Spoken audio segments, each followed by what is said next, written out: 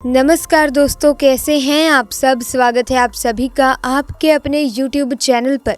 दोस्तों, कहते हैं जब नाग 100 साल की तपस्या पूरी कर लेता है तब उसे ये नागमणि मिलती है जो भोलेनाथ उसे स्वयं देते हैं। और 100 साल के हो जाने के बाद एक नाग इच्छाधारी नाग या फिर नागिन हो जाता है। इससे हम ये समझते हैं कि हाँ, इच्छाधारी नाग नागिन होते हैं और नागमणि उन्हें रूप बदलने में मदद करती है। दोस्तों, हर एक इच्छाधारी नागिन के पास उसकी नागमणि जरूर होती है। कहते हैं जब स्वाति नक्षत्र की पहली बारिश होती है तो उसकी पहली बूंद अगर कोबरा सांप के मुंह में चली जाए तो वो सांप अपने मुंह में नागमणि उत्पन्न करता है। जब एक सांप नागमणि पा लेता है उसमें कई सारी शक्तियां आ जाती हैं, जैसे कि नाग का मनुष्य रूप धारण करना, मनचाही जगह पर पलक झपकते ही पहुंच जाना, अपना आकार कितना भी बड़ा कर देना और कितना भी छोटा हो जाना। ये सभी शक्तियां उसके पास आ जाती हैं। कहते हैं नागमणि की रोशनी बहुत ही ज़्यादा तेज़ होती है और इसका प्रकाश कई किलोमीटर दूर से भी दिख सकता है। परंतु दोस्तों, एक इच्छाधारी नागिन अपने नागमणि को हमेशा लोगों की नज़रों से छुपा कर रखती है, लेकिन जब कोई उससे उसकी नागमणि को छीन लेता है तो नागिन का गुस्सा 7वें आसमान पर होता है। ऐसे ही एक सच्ची घटना आज हम आपको बताने वाले हैं, जो कि बिहार के दरभंगा के गाँव में घटित हुई, जो कि जंगल के बिल्कुल करीब बसा हुआ है। इसी गांव में जीत और मगन नाम के दो व्यक्ति रहते थे। दोनों के बीच काफ़ी अच्छी दोस्ती थी और दिन के समय दोनों ही बकरियों को चराने के लिए जंगल में जाया करते थे। उसी जंगल में एक इच्छाधारी नागिन अपने नाग के साथ रहती थी और अपनी नागमणि की रखवाली किया करती थी। ऐसे में एक बार जीत की एक बकरी घने जंगल में चली गई तो जीत ने शाम से कहा कि तुम आज मेरी बाकी बकरियों को लेकर घर वापस चले जाओ और मैं अपनी उस बकरी को जंगल के अंदर से ढूंढ कर वापस लाता हूँ, जो शायद जंगल में थोड़ा अंदर चली गई है। उधर नागिन भी अपना भेष बदलकर तथा मनुष्य रूप धारण कर नाग को नागमणि की रक्षा के लिए छोड़ गांव के भ्रमण के लिए निकली हुई थी।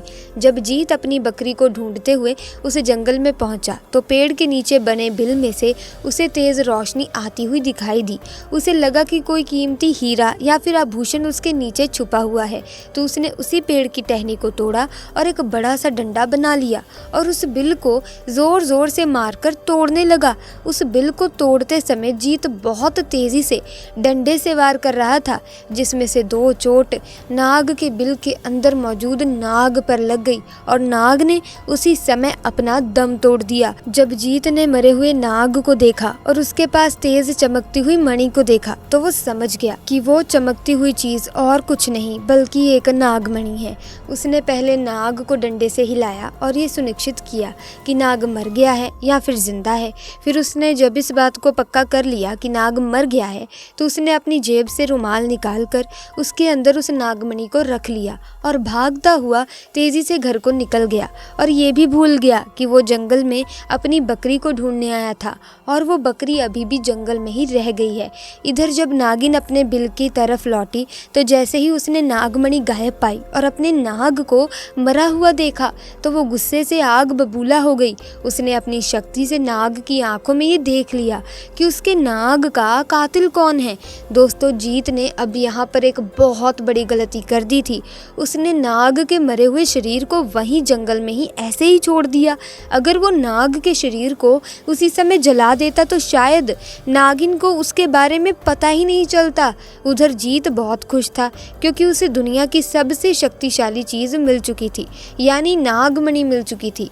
जीत जब घर पहुंचा तो सबसे पहले उसने नागमणि अपने हाथ में पकड़ी और ये इच्छा जाहिर की कि जंगल में जो बकरी खो गई है मुझे वो वापस मिल जाए। तो चमत्कार ऐसा हुआ कि अगले ही पल वो बकरी उसके घर के दरवाजे के बाहर खड़ी थी। जीत ये सब देखकर बहुत खुश हो गया।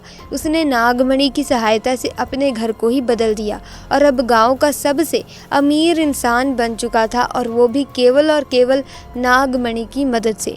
अपने नाग की हत्या का बदला लेने के लिए नागिन आग बबूला हो उठी थी, परंतु वो विवश थी क्योंकि जीत के पास नागमणि थी और वो तब तक जीत को नुकसान नहीं पहुंचा सकती जब तक उसके पास वो नागमणि मौजूद है। दोस्तों, कहते हैं कि इच्छाधारी नागिन बगैर नागमणि के भी कोई भी रूप धारण कर सकती है। अपनी शक्ति का फायदा उठाकर नागिन ने एक सुंदर कन्या का रूप धारण किया और जीत किसी काम से जब दूसरे गांव जा रहा था तो उसके बीच रास्ते में बैठ गई और रोने लगी। जब जीत ने देखा कि एक बहुत ही सुंदर स्त्री रो रही है तो वो तुरंत बैलगाड़ी से नीचे उतरा और उस कन्या से पूछने लगा कि आप क्यों रो रही हो। सुंदर लड़की के भेष में उतरी उस नागिन ने कहा कि मेरा नाम प्रतिभा है और मैं अपने पति के साथ दूसरे गांव में रहती हूँ, परंतु कल वो एक कन्या के साथ शादी करके आ गया और मुझे मार मार कर घर से बाहर निकाल दिया। मैं बेसहारा हूँ, लाचार हूँ। जीत को उस स्त्री पर तरस आ गया और उसकी सुंदरता से जीत बहुत मोहित भी हुआ और उसे अपने घर ले आया। धीरे धीरे नागिन और जीत के बीच में दोस्ती शुरू हो गई और ये दोस्ती इतनी गहरी होती चली गई कि जीत को पता ही नहीं चला कि कब वो उस स्त्री के प्यार में फंस चुका था। एक दिन जीत और प्रतिभा यानी वो नागिन दोनों घूमने के लिए गए और एक जगह एकांत पाकर प्रतिभा ने जीत से पूछा, तुम्हारे गले में ये चमकती हुई चीज़ क्या है? तो जीत ने बोला, अरे कुछ नहीं, एक साधारण सा आभूषण है, मुझे बहुत अच्छा लगता है इसीलिए मैं इसे गले में पहनता हूँ। दोस्तों, ये वही आभूषण था जिसे आप और हम नागमणि के नाम से जानते हैं। जब प्रतिभा बोली कि क्या तुम मुझे ये आभूषण कुछ समय के लिए दे सकते हो, क्योंकि मुझे इसकी चमक बहुत भाती है, मैं इसे पहनकर देखना चाहती हूँ कि आखिर ये मेरे गले में कैसा लगता है। इस पर जीत चिल्लाते हुए बोला, नहीं, मैं तुम्हें ये नहीं दे सकता हूँ, इसके बदले तुम कुछ भी मांग लो, मैं तुम्हें दे दूंगा। इस पर प्रतिभा एकदम से गुस्सा होकर बोली, जीत, तुम तो कहते थे कि तुम मुझे बहुत प्यार करते हो, अपनी जान से भी ज्यादा प्यार करते हो, और मैंने बस तुम्हारे गले का ये छोटा सा आभूषण ही तो मांगा है। इस चीज के लिए तुम मुझे मना कर रहे हो, मुझ पर गुस्सा क्यों हो रहे हो? रहने दो, मैं जानती हूँ तुम्हारे लिए क्या ज्यादा जरूरी है। दोस्तों, फिर जीत ने ना चाहते हुए भी वो आभूषण प्रतिभा को दे दिया और प्रतिभा को देते हुए बोला कि ठीक है, कुछ समय के लिए तुम इसे पहन सकती हो, परंतु ध्यान से।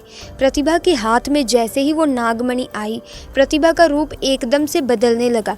केवल एक पल में ही वो प्रतिभा एक सुंदर कन्या से एक भयानक नागिन के रूप में परिवर्तित हो गई।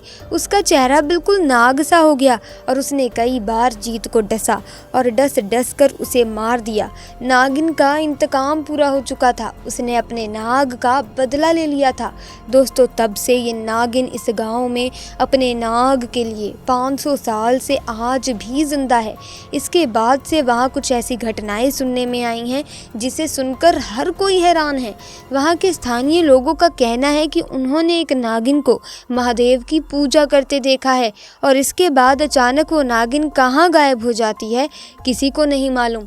जब इस बारे में गांव के मंदिर के पुजारी जी से बात की गई तो पुजारी जी का कहना है कि अपने नाग की मौत के बाद से ही नागिन भयंकर रूप धारण करके अपने नाग को ढूंढ रही है और जिस तरह से पिछले 500 सालों से महादेव की पूजा करती थी, आज भी वही करती आ रही है। नागिन इस मंदिर में आती है और भगवान शिव से अपनी प्रार्थना कर बिना किसी को नुकसान पहुंचाए चली जाती है। आज भी लोग कहते हैं कि तकरीबन 500 साल से ये नागिन इस मंदिर में आ रही है। तो दोस्तों, आपको ये घटना कैसी लगी? अगर अच्छी लगी तो वीडियो को लाइक करें, शेयर करें और चैनल को सब्सक्राइब करके बेल आइकन को प्रेस करें ताकि आने वाली नई वीडियोस की अपडेट आपको मिलती रहे। आपका बहुत बहुत धन्यवाद।